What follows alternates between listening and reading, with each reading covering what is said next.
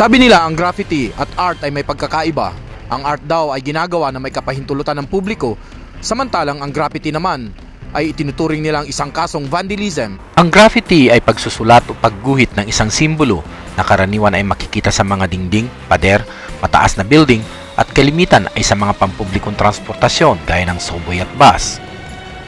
Ang iba sa mga graffiti ay simbolo ng isang artist o di kaya ay pangalan ng isang grupo.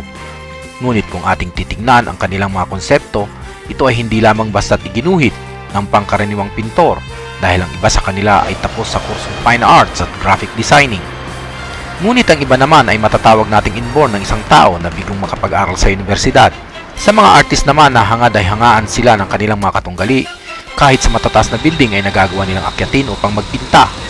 Sa mga subway naman ay makikita ang mangilan-ngilan na train na tatad ng sulat at kapuna-puna rin na ito ay hindi pulido dahil sa madali ang pagguhit. Gayun din sa mga kalsada ay laganap ang graffiti.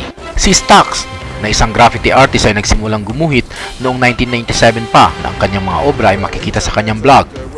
Tapos siya ng graphic designing sa Paris at isa rin siyang webmaster. Ayon sa kanya, sarili niyang konsepto ang kanyang mga ipinipinta. 1987, we prefer to make our own design. Yeah. We like to draw a lot, so we did a lot of sketch before painting.